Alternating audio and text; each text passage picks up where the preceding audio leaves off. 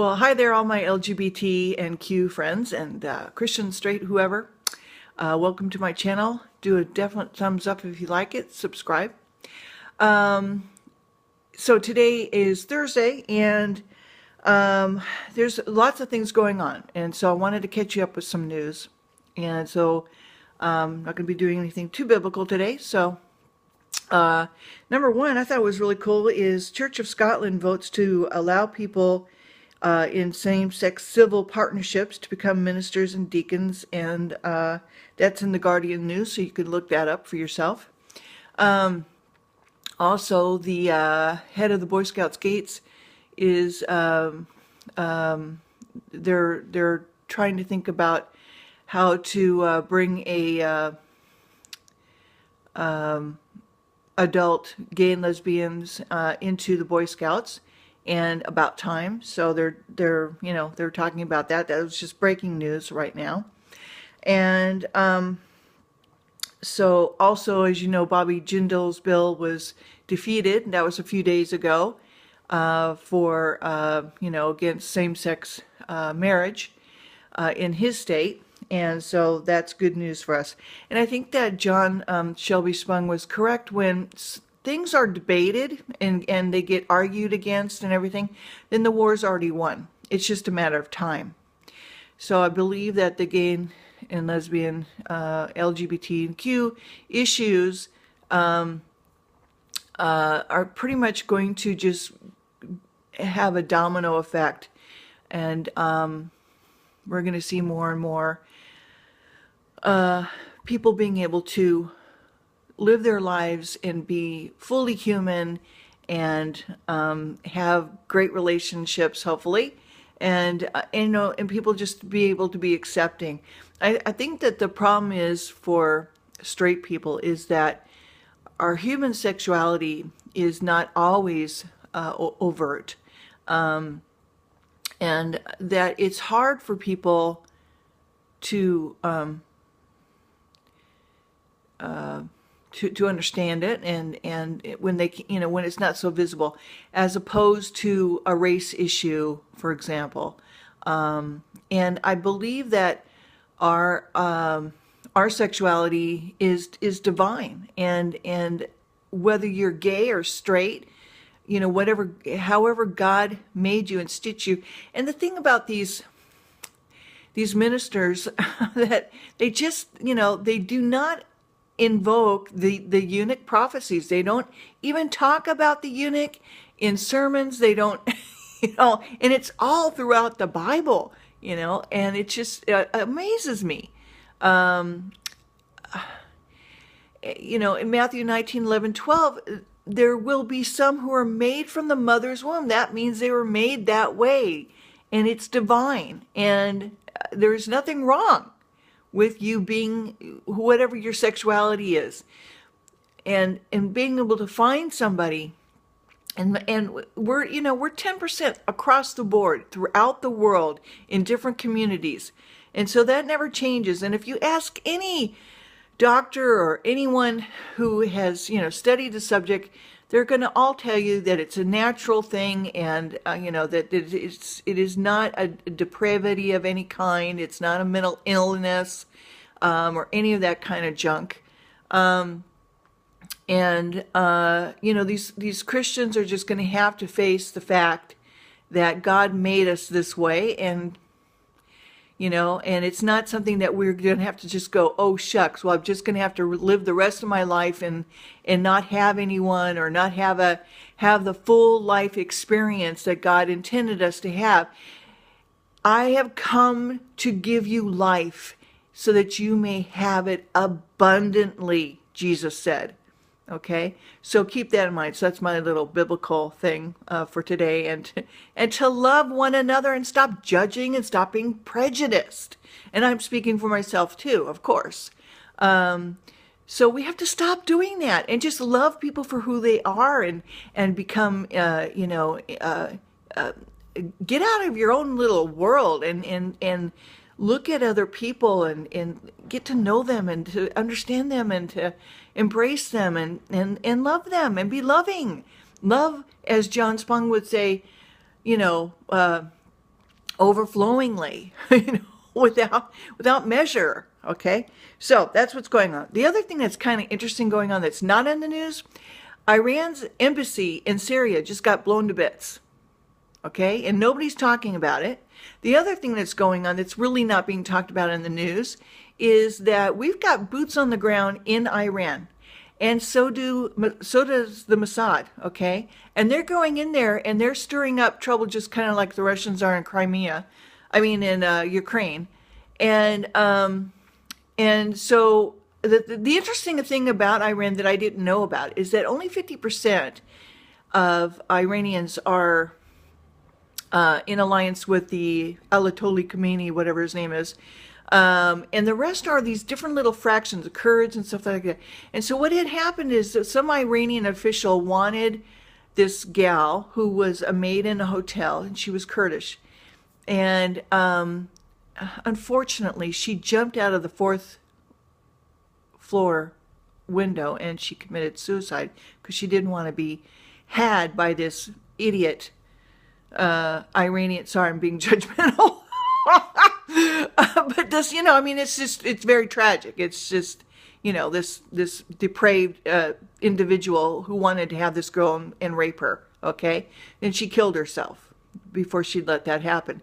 So it started up and stirred up a hornet's nest, if you will, among the other 50% of the Iranians. And so Avi Lipkin was talking on with Reverend Bagley, Paul, about that area and just what comprises Iranians in Iran. And so you're getting a lot of, plus we got boots on the ground there stirring up stuff. And so he feels that Iran is probably going to be, not going to be in existence the way it is right now for very long. And so the whole talk about nuclear weapons may not be an issue. So, but of course, this isn't being talked about in the news. So that's what's going on there. And then let's see, the other thing that's going on as far as Israel is concerned. Let's see if I could find it for you, in case you haven't had a chance to to catch up. And again, I just want to iterate. Let's see. Oh, yeah, the other important thing, too, is that the Turkey's president, Erdogan, I'm not sure if I'm saying that right either, Erdogan, is talking about possible Ottoman Empire. He wants to get everybody together to, conquer that whole area. That includes Jerusalem. And so there's been other people that have been talking about, the Antichrist is going to come from Turkey, and most Christians think, no, so other things. And, but this guy in Turkey, Erdogan, is already being touted as a god. He's been called a god. He, according to Paul Bagley, he's been touted as the next, maybe the next Antichrist, or whatever. So anyway, so they're, things are getting stirred up, and of course Syria is falling. I mean, ISIL has taken over another city in Syria, and now with the embassy being blown up in Iran, the Ayatollah doesn't want it out, so it's being cloaked in secrecy right now. But I'm telling you, it has happened, and you might be able to see some more on the news about that later yourself. But we don't have a whole lot out right now that's going on about it. So so keep an eye on that area, because things are starting to happen prophetically. Okay. And so that's what's going on. The Iranian Spring also is coming up too. So who knows what's going to be happening in that area, if things will coincide together. The fall of the Ayatollah, who knows? So they only control 50%. And also the other thing to remember is that the Sunni is a stronger, more, they have more people, and as far as the Muslim war going on, than the other side, and they'll probably, you know, win that. They'll probably be the majority, and ISIS will probably, you know, first ones in, they're going to be the first ones out too. So, and another interesting thing, I heard of a young man who lives in Canada who has decided to work for the Canadian Secret Service and for the U.S. as well. Was recruited, went with a lot of his younger, you know, 20-something-year-olds into that area to fight for ISIS, but was taken by a Muslim cleric who taught him the scriptures of the Quran, and taught him, you know, verse by verse, and he realized that the ISIS people are cherry picking verses and stirring up people and taking things out of context. Gee whiz, I wonder, you know, when has that ever happened?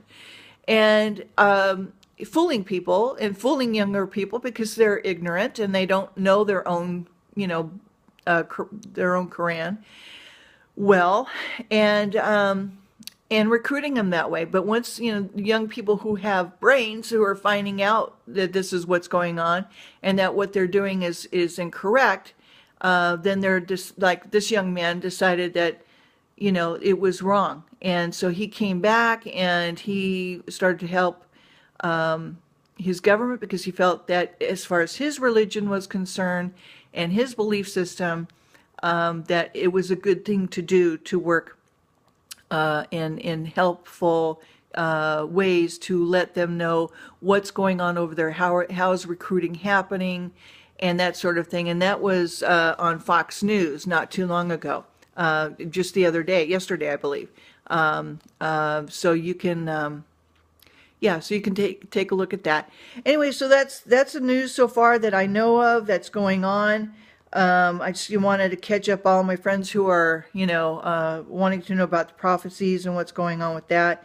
You know, I haven't heard anything more about the Psalms 83, but you know, you can kind of see different areas that ISIS has taken control of, and if they fall, then who's going to be taking those places of those countries? And we're talking from Africa all the way up to Turkey, so all around Israel. All right, so just, you know, keep an eye on it, see what's going on. In the meantime, you know, just put yourself in God's hands and try to live out Jesus' command to love one another and to live life and live it abundantly with whoever you are with, whoever you love. Love them, cherish the moments about them, all the little things about those people that endear them to you that only you know about, and cherish those moments, because, you know, life is short. And it's not as long as we would hope it would be.